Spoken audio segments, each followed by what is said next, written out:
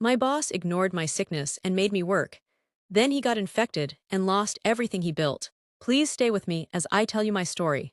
Don't forget to like, share and subscribe to this channel for your support means a lot to me. Back to my story. The morning sunlight glinted off the glass towers of Caldwell Enterprises, highlighting the empire Mr. Caldwell had painstakingly built. To everyone outside, he was a genius, a visionary who turned a small tech firm into a multi-million-dollar corporation. But behind the polished suits and glossy awards was a man who believed success was worth any sacrifice, especially the human ones. I had been with the company for 3 years, climbing the ranks steadily, earning his grudging respect.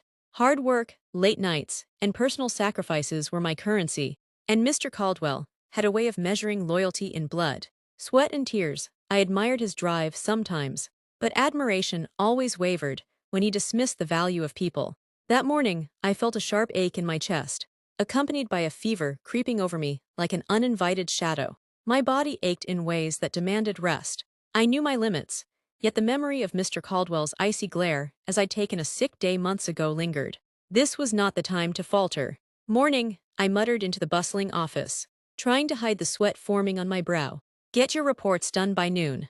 Caldwell barked without looking up from his monitor. No excuses. The board wants numbers and we give them numbers. I swallowed hard, my throat burned, my joints screamed, and yet I forced a nod. There was no sympathy in his eyes, only expectation. The room buzzed with the energy of deadlines and ambition, but a shadow lingered over me, one I couldn't shake. Even as I sat at my desk, feverish and trembling, a thought gnawed at me. What if the sickness spreading inside me wasn't just mine to bear? What if this was the first ripple of a storm no one had anticipated? I didn't know it yet, but the very arrogance that fueled Caldwell's empire was about to meet a reckoning that would begin quietly in this office, where ambition met human fragility. And karma was already watching. By mid-morning, the ache in my body had settled into a relentless thrum. Every keystroke sent jolts of pain through my fingers, and the fluorescent lights above seemed sharper, more unforgiving. I considered calling in sick, but the memory of Mr. Caldwell's sharp words echoed louder than my exhaustion. No excuses, numbers don't wait. I tried to ignore the fever creeping over me, convincing myself that I could push through. But as the day wore on, subtle signs began to appear. A colleague coughed beside me. Another's red-rimmed eyes hinted they too were struggling. I realized the office itself had become a quiet incubator, a pressure cooker of stress and germs. I approached Caldwell at his corner office, feigning composure. Sir, reports, he interrupted, not even glancing up. By noon, and don't let your personal problems slow the team. I forced a nod and retreated. Each step felt heavier than the last. The tension in the air was thick, like static before a storm. I noticed the faintest hint of concern from my colleagues, quickly masked with forced smiles. Everyone knew the rules here. Weakness was punished. By lunch, my vision blurred slightly, and my body trembled. I slumped into my chair, realizing that this was more than fatigue. My gut twisted at the thought. If I was already this sick, how long before others succumbed too? And more importantly, what if the boss, immune to reason, blind to warnings, was next in line? The office buzzed on, oblivious, while I silently tracked the creeping danger. A cold shiver ran down my spine, not from the fever, but from knowing that no one would stop it. Not Caldwell, not HR, not anyone. In this empire of glass and ambition, humanity was expendable. As the afternoon wore on, the first coughs began to ripple across the floor. I felt a strange mix of fear and helplessness. The storm was coming, and I was trapped inside the eye of it, powerless to stop the unfolding disaster. By the third day, my body had betrayed me completely. Feverish, weak, and shivering, I dragged myself into the office, hiding the severity of my condition behind a forced smile and carefully rehearsed nods. Every movement felt like wading through molasses, but the numbers on my spreadsheet demanded attention. Where are the projections? Caldwell barked the moment I stepped into his office. His eyes, sharp and cold, scanned me like a predator sizing up prey. I am compiling them, sir, I croaked, feeling the tremor in my voice betray the strain of fever and fatigue. Compiling isn't enough, he snapped. We have deadlines. We don't wait for you to feel better. I don't care if you're sick. Nobody cares about excuses here. A chill ran down my spine, not from the air conditioning, but from the realization of how little my well-being mattered in this place. By midday, I could barely focus. My fingers stumbled over the keyboard. Numbers blurred on the screen. Colleagues whispered around me, glancing nervously at Caldwell, but no one dared intervene. The atmosphere was tense, a mix of fear, exhaustion, and unspoken dread. Every cough from a coworker made my stomach twist. I knew the sickness spreading through the office could reach him, but could he survive it? And more importantly, would anyone care if he did? Late that afternoon, a sudden wave of dizziness made me slump into my chair. I gasped, my vision swimming, but Caldwell's voice cut through my haze like a knife. Get it done now. Pushed beyond my limits, I obeyed. Sweat poured down my brow, my body screaming for rest. But I continued. Somewhere in the back of my mind, a thought festered, dark and quiet. One day, he will pay for ignoring people like me. One day, the tables will turn. As I powered through the agony, I could already sense the brewing storm. The office, once a kingdom of ambition and profit, had cracks forming. The seeds of reckoning were quietly being sown, and I had no idea just how quickly they would sprout. By the fourth day, my body had become a battlefield. Every joint throbbed, every breath rasped. I barely recognized myself in the mirror. Pale and gaunt, yet the spreadsheets, emails, and endless meetings demanded attention. I walked into Caldwell's office, shoulders slumped but head held high, hoping to finish the reports before my body completely gave out. "Where are the projections?" he barked, his tone sharp enough to cut through steel. "I almost finished, sir." I managed, my voice shaky. "Almost isn't enough," he snapped, standing abruptly. His polished shoes clicked on the marble floor like a metronome of authority. "We don't tolerate weakness here. If you can't perform, there are dozens who can." I swallowed hard, fighting nausea and dizziness. My vision blurred, and I stumbled slightly. Caldwell's eyes narrowed. "What is wrong with you?" he demanded, voice rising, echoing across the office. "Do you think this is a hospital? This is business." At that moment, my body finally betrayed me. I collapsed into my chair, my fevered mind spinning. The room seemed to tilt, papers cascading around me like a storm. Colleagues froze, unsure whether to help or hide. Caldwell loomed over me, face a mixture of frustration and incredulity. "Get up," he barked. "We have deadlines. Do you think your personal problems matter here?" For the first time, something inside me cracked. Not just my body, but a surge of anger and disbelief. I realized then that his empire, built on fear and arrogance, was blind to the fragility of those who sustained it. A cold shiver ran down my spine, not from the fever, but from the thought that arrogance often sows the seeds of its own destruction. Somewhere in the depths of this office, karma was quietly stirring, watching, waiting.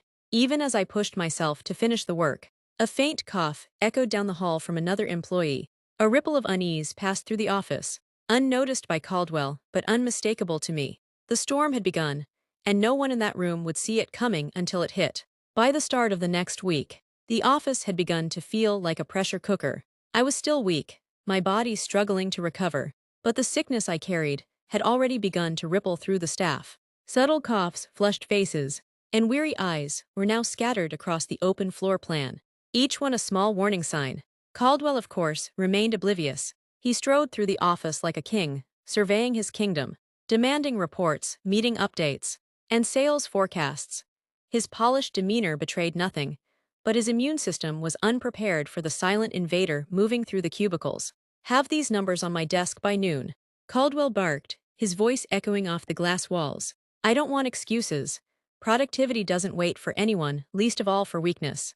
I felt a pang of grim satisfaction, quiet, almost imperceptible. I didn't wish him harm, but the irony wasn't lost on me. His relentless drive and dismissal of human fragility might be about to backfire. By mid-morning, he complained of a scratchy throat, dismissing it with a wave. "Probably just dust," he muttered, rubbing at his jaw. But a faint flush began to creep across his face. He ignored it, as always, pushing through calls, meetings, and endless emails. Around noon, whispers spread across the office. More employees were showing symptoms, coughs becoming harder, flushed faces turning pale. The tension thickened. Caldwell still refused to slow down, his empire now teetering on the edge of an invisible but unstoppable crisis. I sat at my desk, fevered and exhausted, but acutely aware of the precarious balance of power. The arrogance that had propelled Caldwell to the top was now his blind spot. The storm he had ignored was moving fast, and there would be no hiding from it. As the afternoon stretched on, a sudden cough erupted from his corner office, a sharp, involuntary sound that cut through the hum of keyboards and phone calls. I paused, heart racing. This was it, the first crack in the facade. The reckoning had begun. By Wednesday, the office had descended into controlled chaos. Phones rang unanswered, emails piled up, and the once polished conference room hummed with the uneasy silence of absences. Staff who had come in despite mild symptoms were now staggering to their desks, pale and coughing. Caldwell, ever oblivious to human limits, continued to push deadlines and demand updates. But the first cracks were showing. His usually sharp eyes were bloodshot, movements jerky, and a faint tremor haunted his hands as he signed documents. "Where's the quarterly report?" He barked at a harried assistant, coughing into a crumpled tissue. "It's delayed, sir," she stammered. "Several teams are out sick." Caldwell's face twisted, not with concern, but with frustration. Out sick. That's unacceptable. Productivity waits for no one. The dominoes were falling fast. Missed deadlines triggered client complaints. Projects stalled. Emails from the board demanded explanations. The empire he had built on control and perfection was unraveling with every fevered cough, every empty desk. From my corner, I watched, exhausted but alert. I felt no joy in the chaos, only a quiet, grim satisfaction that the arrogance which had punished me so thoroughly was now facing its own reckoning. By mid-afternoon, the first major incident hit. A client called to cancel a contract. Another demanded a full refund. Caldwell's usual composure shattered under the weight of cascading failures. He stumbled through the office, barking orders that were no longer being followed. A loud cough erupted near the executive suite. One by one, staff members collapsed or ran home, leaving the office eerily empty. The sickness had become unstoppable.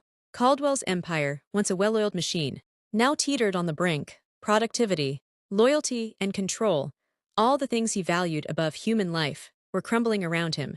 As I watched him frantically try to regain control, a single thought ran through my mind. He had built everything on fear and disregard, and now the very thing he ignored was destroying him. The storm he refused to see was no longer subtle. It was here. By Friday morning, Caldwell looked unrecognizable. The sharp lines of his face were gone, replaced by pallor and dark circles under bloodshot eyes. His usual confidence had evaporated, replaced with a jittery desperation, as he stumbled from office to office, coughing violently into his sleeve. The dominoes of the week had fully tipped. Projects were stalled, contracts canceled, and the board was breathing down his neck. Employees who hadn't yet succumbed to the sickness were terrified, whispering about sick leave and lawsuits for unsafe conditions. The empire Caldwell had built with ambition and arrogance was crumbling beneath him. "Where is the progress report?" he yelled, voice hoarse, as the assistant who had delivered bad news just hours ago pressed a hand to her forehead. "We're doing our best, sir," she stammered, coughing. "Doing your best isn't enough." He snapped, but no one listened anymore. Phones rang unanswered. Emails piled higher. The walls of his office seemed to close in, suffocating him in the very chaos he had ignored. By midday, the final blow came. The local news reported that several employees had been hospitalized due to the outbreak, prompting investigations from health authorities. Lawsuits for unsafe working conditions were already being filed. Investors called to freeze funding. His pride, once untouchable, was shredded. Caldwell clutched at his chest, coughing violently, realizing too late that his own body had betrayed him. The sickness he had ignored in others had returned to claim him, and there was no one left to cover his mistakes. I watched quietly from my desk, fevered but recovering, as the man who had ruled the office with iron and cruelty flailed helplessly. The storm he had ignored, the warning signs he had dismissed, everything he had built on control and fear, was collapsing in real time. The arrogance that had driven his success was now his undoing, leaving him exposed, alone and powerless. The empire of glass and steel he had prided himself on was nothing more than a house of cards, waiting for the final gust to scatter it to the ground. By Monday, Caldwell's world had become unrecognizable. Lawsuits were filed, investors had frozen all accounts, and news outlets began reporting the unsafe conditions that had caused the outbreak. The office, once buzzing with precision and power, was eerily silent. Employees who hadn't been infected had already resigned, refusing to work in a place where health and safety were ignored. Caldwell stumbled into his office, coughing and sweating, frantically scanning the headlines on his tablet. This can't be happening," he whispered hoarsely. Every article was a hammer blow: company failures, employee lawsuits, health violations. His empire, built on fear and ambition, was now a public disaster. The board called emergency meetings, questioning his judgment, his leadership. And his negligence, partners withdrew contracts, friends and associates who had once lined up to gain favor now avoided his calls. Social media mocked him relentlessly. The very public he had long ignored was turning against him. Meanwhile, I was recovering slowly. My fever had broken, my strength was returning, and I quietly observed the chaos from a safe distance. I didn't rejoice in Caldwell's misfortune. I simply allowed reality to unfold, as it had been quietly simmering for weeks. The lessons of respect, empathy, and responsibility had finally arrived for him, just far too late.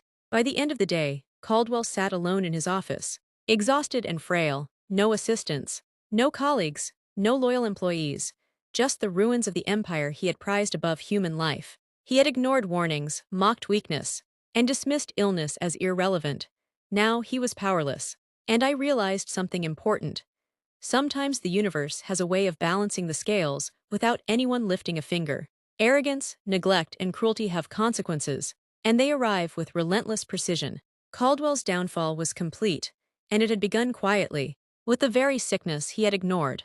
By the following week, Caldwell was a shadow of the man he once was. The company that had towered over the city now teetered on the brink of bankruptcy. Clients canceled contracts, investors demanded settlements, and former employees shared damning accounts of unsafe practices. His name, once synonymous with power and success, was now whispered in ridicule and scorn. He stumbled through empty corridors of the office, coughing violently, pale and exhausted. No assistant followed his orders. No colleagues waited for his guidance. The board had cut off access to funds, leaving him powerless. Even the media seemed to savor every detail, broadcasting his failures for the world to see. I, meanwhile, had regained my strength. My fever had passed, my energy returned, and my focus sharpened. I quietly observed the chaos, grateful that I had survived the ordeal, with my dignity and health intact. Where Caldwell had built his empire on fear and neglect, I had relied on perseverance and integrity, and it had paid off. Word spread quickly of Caldwell's public humiliation. Clients and partners demanded accountability, and lawsuits piled high. His reputation, once untouchable, was now shattered. Friends and former allies kept their distance, leaving him isolated and desperate. I walked past him one afternoon, noticing the defeated slump of his shoulders, the haunted look in his eyes. I remembered the countless days I had pushed through sickness, worked overtime, and endured his cruelty.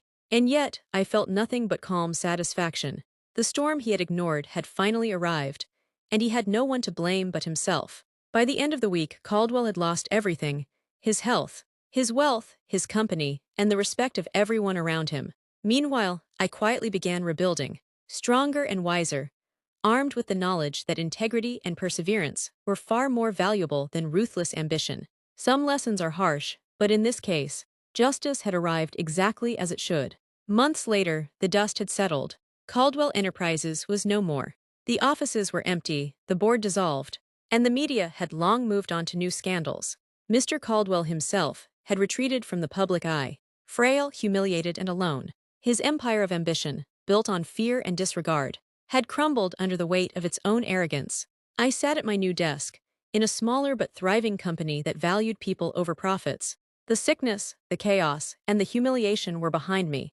I had recovered fully, my resilience intact, and my sense of self strengthened by the trials I had endured. Word reached me that Caldwell had attempted to contact former employees, including me, offering apologies, seeking forgiveness, or perhaps a chance to reclaim a sliver of his lost reputation. I didn't respond. Some bridges, I realized, are not meant to be crossed. Some lessons are meant to stand as reminders. Arrogance and cruelty have consequences, and integrity can survive even the harshest storms. I reflected on those weeks of fever, exhaustion, and watching chaos unfold around me.